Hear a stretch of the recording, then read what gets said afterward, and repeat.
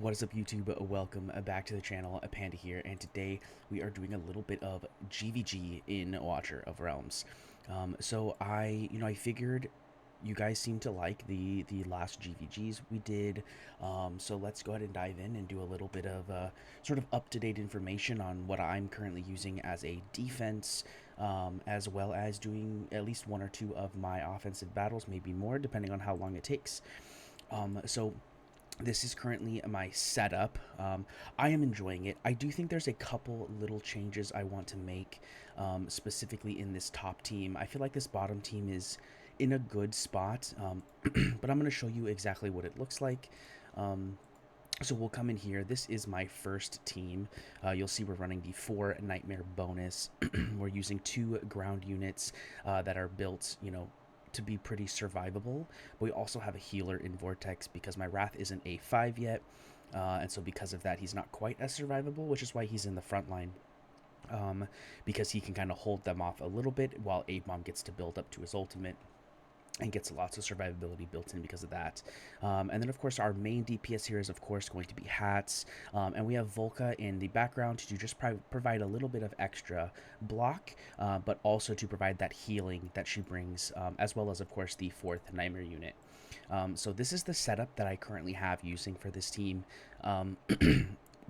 The reason that I'm thinking about potentially changing something is I really like the idea of putting a Valkyra in this last spot, because of her range being able to hit this front line area. During her ult, she'd be able to hit all the way over to this tile. With her ult down, she'd be able to hit to this tile. And odds are either Wrath is going to die at some point, or Wrath is not going to be able to block all of the opponents, and they're going to come and hit Abomination, and then eventually come hit Valkyra. I wanted to test it like this to see if the Nightmare bonus actually made a huge difference in terms of the DPS that I was able to put out. But I do think that Valkyra might potentially be viable because at the moment, Volca just kind of sits here and isn't really doing much for a good, decent amount of time.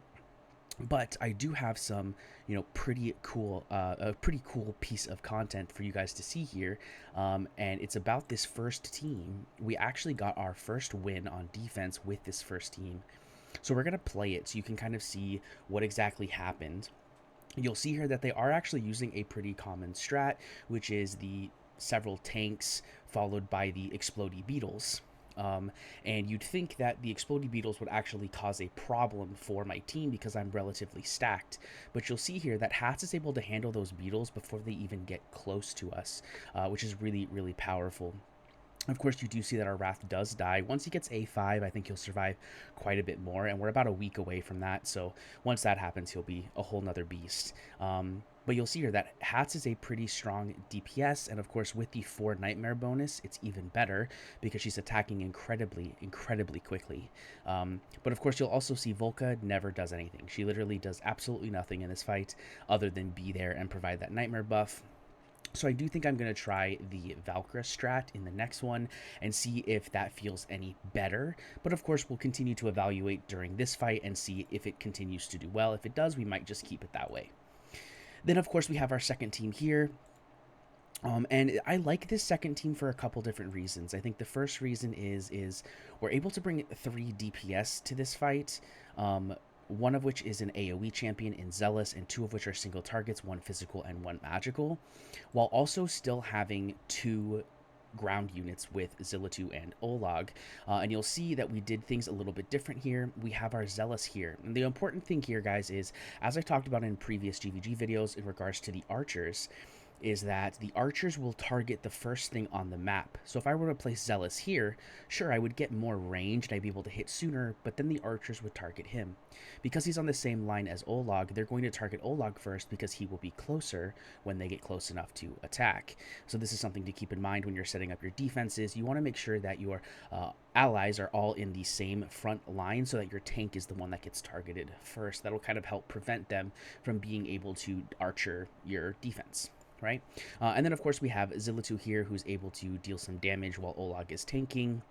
My Olag does also have an Olag's Wall, which means he has a total of 4 block, and Unfortunately, he will ultimate, which means he's going to end up having additional block from his ultimate as well. So even though we only have 2 ground units, we actually have a total of 7 block, I think, when his ultimate is up. Um, and of course, we have Idril here in the back. We mainly put Idril here in the back because when she does have her ultimate, she doesn't need to be, up in this front area. And of course, Midon is here to kind of keep them all healed. She does also have an Invigoration set on now that I picked up from clearing Gear A 220. So, there might be I don't know how Invigoration works here because I haven't seen it play out yet. But maybe we'll get lucky and that'll land on our Zilla2. But it could technically land on any of our DPS, which would be nice. We have a pretty good chance that it's going to land on one of our 3 DPS. But yeah, so we haven't had anyone attack us so far for the second team. But overall, 1 win is great. I'm definitely excited to see how well we can do. But let's go ahead and dive into some offense. I haven't actually checked out any of my opponents here. Let's see. Maybe. There we go. Okay, yeah, so I should be able to beat this. There's no healer, and we should be able to just archer the Greed and the Twin Fiend. We'll see. I'm not super positive it will work, but I think we'll have a good chance. So we'll go ahead and give this a try. This is live, guys. I'm not going to edit it or anything, so you're going to see exactly how I play this fight, and we'll see what happens. So first things first, of course, we're going to start with placing our big boys. And then we will, of course, place down our archers. And all the ultimates are used. And there's Greed. And there's Twin Fiends.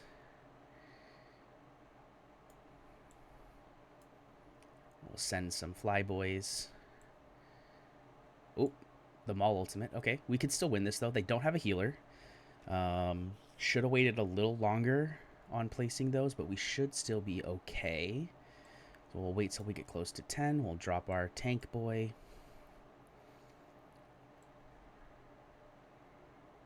That's fine.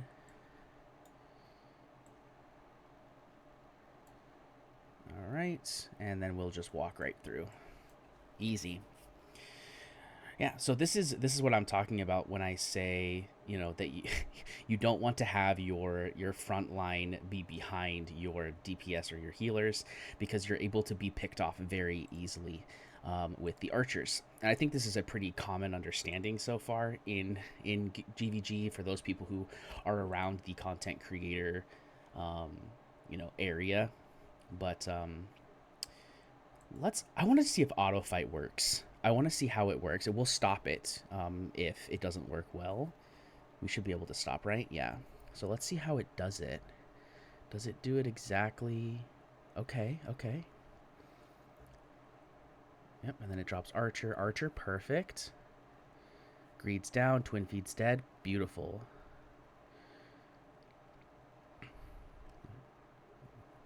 It still makes the same mistake, of course, because that's how we did it. Okay, it did drop. I heard a lot of people saying it only did the first attack that they did. So, like, it wouldn't have dropped this whole second wave. But yeah, it looks like it did literally the exact same thing that I did. Which is nice. That's good to know. Once you get a successful run, you don't have to worry about trying to time it out again in a second fight. You can just do auto fight, and it looks like it does exactly the same fight you did before, which is good to know. Good to know for sure. So there's 2 successful fights. We definitely take those. Let's check out here. What does this look like? Same thing, guys. Same thing. We're going to kill Nocturne, followed by Hats real quick. Here we go. This does have an Eloin, which could prove to be slightly difficult. But I don't think we'll have too much difficulty because Nocturne will die pretty quickly. And by the time Nocturne's dead, Hats should be out of invisibility. And so we should be able to hit her right away as well. Drop. Drop. Yep. And Hats is dead. Perfect. And then we'll just send him along without any care in the world because they're just going to die. So there it is. That one was even easier than I was expecting. We kind of destroyed their wrath with our archers. These archers are very powerful, guys. They are incredibly strong. Yeah, mine are only level 2, which I think is another crazy thing. They're not even, level 5 where they're going to get even stronger with that additional talent. Um, I did get a couple extra drops of the archer, and now I'm kind of curious. I'm wondering if I can actually level them up. So maybe after we do this second fight here, we'll go check and see. I might have enough to level them up so they'll be even stronger, but we will see. Yeah, we just one shot all of their ranged guys. Just one shot them. Beautiful, beautiful, beautiful, beautiful. Alrighty. Let's go check out our demon soldiers real quick because I have had a couple drops. I did also get a drop of our tank guy, our epic tank. So we can go, or not tank, I'm sorry, but the fighter that we use as a tank. Can we get an upgrade? No, we can't. How close are we? Oh, we only have 10. Okay, I thought we were closer. But yeah, once he gets here, I guess this is actually defense. So he actually doesn't get anything crazy from this. Which is not the end of the world. But then here, we're also... Yeah, we're 10 away from this. And he gets 25% HP when he gets to level 5. So we definitely are excited about that. But all right, let's see if we can find a couple more people to take out. Let's look at this squad. So this is set up properly, right? This is set up properly because we're going to go straight to targeting Olag. So I'm going to be a little safe. I'm going to let someone who has better... here we go. This will be easy. This should be an easy one. Does the auto fight work here too? Does it do exactly the same thing? Huh. Let's find out. If it doesn't, we'll take it off auto. Oh, so far so good. Okay. It looks like it's doing the same thing. Pop, pop, pop, pop, pop, pop. Beautiful. Easy. I don't think they had gear on. I'm going to be honest with you. I don't think these guys had gear. Which PSA, guys. Make sure your characters that are in your GVG defenses have gear. I made that mistake, unfortunately, in our first war. I thought that it started later than it did. And so I did not... Can we see? I'm assuming we can't. Yeah, no, we can't see. But I thought that it started later, so I thought I could AFK farm overnight. And then when I woke up, I'd be able to put gear on. And by the time I woke up... I was destroyed. They killed me so easily. So definitely make sure you guys have gear on your champions, at least until, even if it's, not the best gear you have. Probably should be the best gear you have, of course, because you want to be able to do, better things and be more difficult to take out, of course. But yeah, so there is, I think that was our 6th fight. So we have 2 more that we can try to do here, I think. Don't quote me on that, but I think we have 2 more fights. We do have 2 more fights. So we're going to leave this last team here for someone who has the bombers, because I do not. This should be an easy fight for us to pick off. Yeah, no healer. Man, this has got to be people who aren't in the content creator scene, because I feel like it's a pretty commonplace thing to know not to place this line. Maybe I'm the first person to realize it. I don't know. I haven't watched everyone's GVG content, but I know there's been quite a few people who have made comments about these archer guys. And yeah, there we go. A nice easy win. That's awesome though. We're going to go 8-0 because of course we're going to fight this same guy again, and get our 8-0 here. And that's really exciting. And of course we have 1 victory already on our defense, so I'm excited to see if we can get some more victories there. Maybe we'll come back and do a recap of how exactly this fight in GVD went. That could be an interesting video to kind of go over it. We can maybe look at some other people's defenses, how well they did, and kind of compare. There are some strategies that I'm going to keep, of course, to specific to our guilds.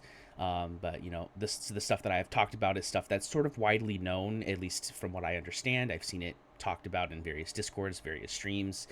So it's not anything specific to us, like the archers, for example. But yeah, that is an 8-0 victory. I'm feeling pretty good. I will say something that is important, and this will probably be the last thing before we end the video off, is make sure you guys are rechecking your demon soldiers, right? We just went through and we double checked and made sure, you know, that we didn't have any upgrades, because I had forgot about that at the start, right? So make sure you're coming in here and you're upgrading everything. The reason I say this is because sometimes you'll find that you have a higher champion that you can use, a higher BP champion that you can use on a character. For example, I just 6-starred my Valkyra, and so my Valkyra is insane with her BP. I mean, look at this BP. It's ridiculous, right? I did not realize how high her BP was. So I came in here and I was able to move some stuff around and get a little bit more power on my team. So much so that, you know, I'm at 241k. Before I was at about 150, 160. So just in a week or so of farming and getting some demon soldier upgrades and making a new 6-star, I was able to get a lot of power in Guild Wars, which is very, very interesting. So of course we are currently in we're a little behind in the Guild War currently, but I think my 8-0 there was definitely helpful. So hopefully we can come back and get the W. But guys, if you like this video and you want to see more stuff like this, please don't forget to hit that like button. Leave a comment down below of how well you're doing in your GVG and who's your favorite demon soldier so far. I gotta say, I think mine is still probably those archers. I think it's just so beautiful and the timing is great. They're, you know, barely can tell there's two of them sometimes. If you like if you like my content and you want to see more of it in the future, please don't forget to hit that subscribe button, and I will see you in the next one. Peace.